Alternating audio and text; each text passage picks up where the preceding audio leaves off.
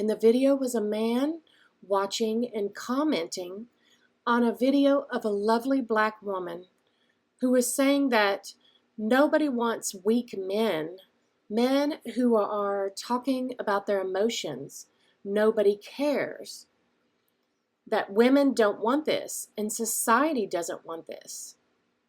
And then the man went on to comment that nobody cares about your feelings but you, and that it's your responsibility to manage your own emotions.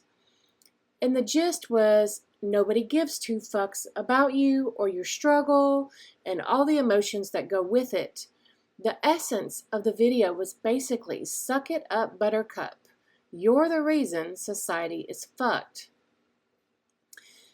And wow, I could not honestly disagree more. This is such an important discussion to have publicly.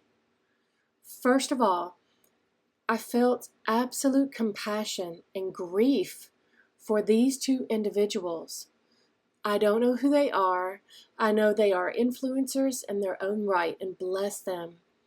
But I felt right away, this is the message society has sent to men and women about emotions.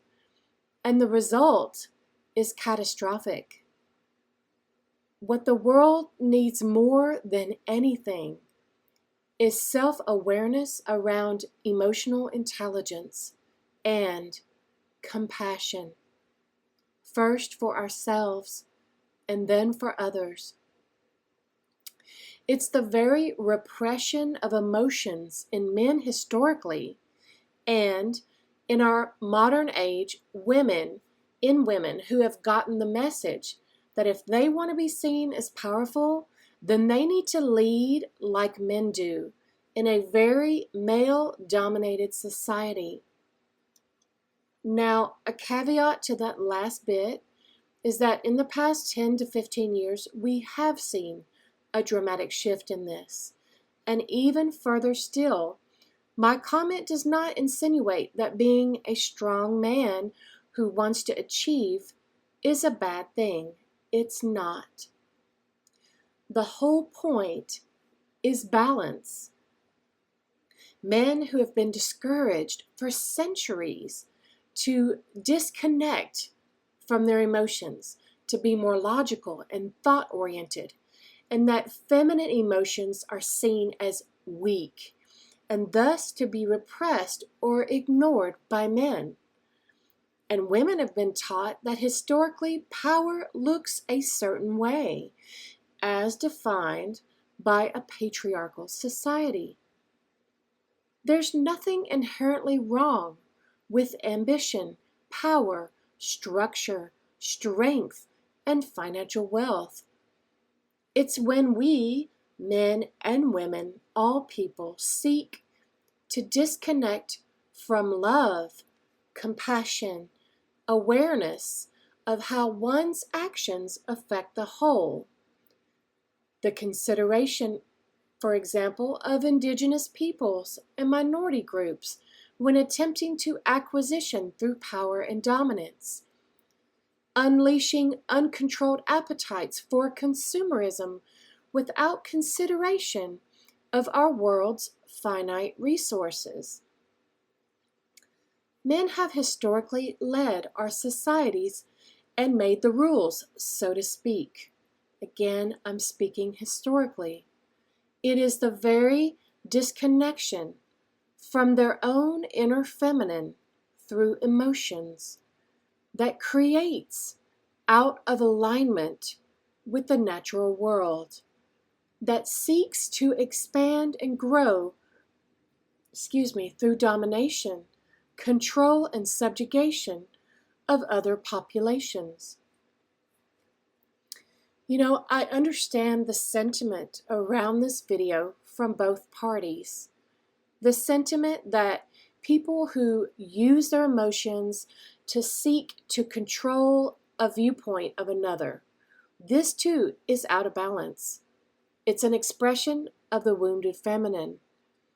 I am not advocating for effeminate men and masculine women to overrun our society as any cure for anything. What I do advocate is personal sovereignty. The word sovereignty implies three things. 1, self-awareness. 2, self-responsibility. And 3, free will.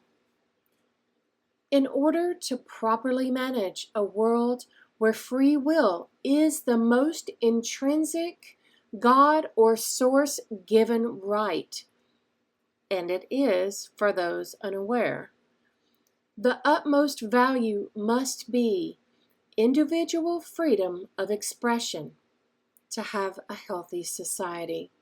And this freedom has to be in balance with the good of all, which the standards are constantly changing and being updated as we evolve as a species.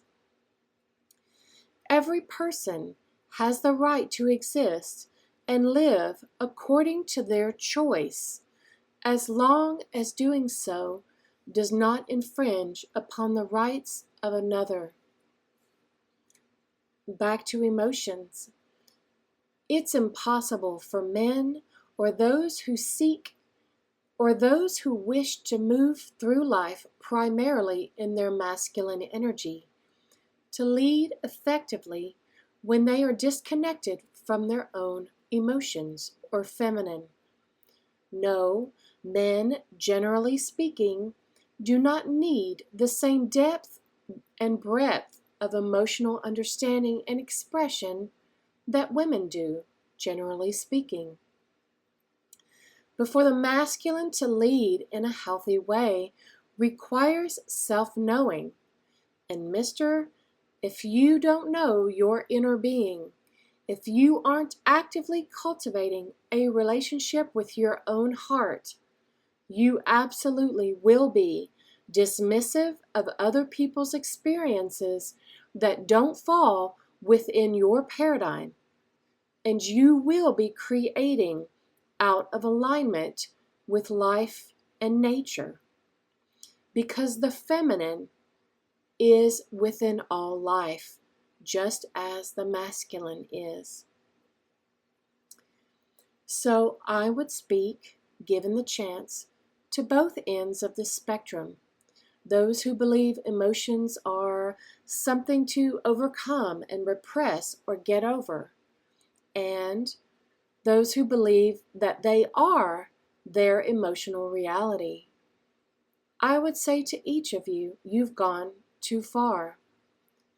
To anyone who feels different in any way, who feels their experience is outside of accepted norms, who may be extra sensitive emotionally and struggle with personal acceptance, and to anyone who just feels like they want to get shit done and people can't be trusted to make the same decisions that you make, so you feel the need to control others or diminish their experiences when emotional.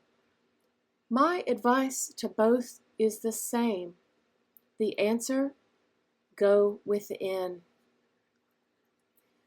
We each have both masculine and feminine polarity within us, and we each have our own unique percentage of how we operate in the world in relation to each. What we need to stop doing is trying to rigidly define the expressions of each. The masculine has to look this way. The feminine has to look this way. Yes, for the purpose of classification and identification, we have a general reference point of what healthy masculine attributes are. We have a general reference point of what healthy feminine attributes are. But to say that men can only embody masculine attributes and women can only embody feminine attributes is outdated philosophy or cosmology. We need to stop seeking to impose our way or our will on another out of ignorance and self-righteousness. We need to seek to understand others who are different from us and to greet them with compassion, a compassion that can only be genuinely offered once we meet ourselves with that same compassion. If you need others to change in order for you to be okay with yourself, you are living in a codependent reality, one that you have the power to change. If you need others to accept you before you can accept yourself, you have the option of going within to find the source of all the love, compassion, acceptance, and creative power you need to feel completely whole just as you are. The world is changing. People just aren't the same. And we are not collectively going back to any perceived era of the way it used to be. That's just not in the cards for us. We are being stretched and asked to grow as a species.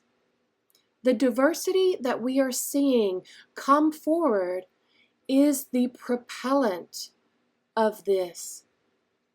The invitation is to evolve spiritually, to mature.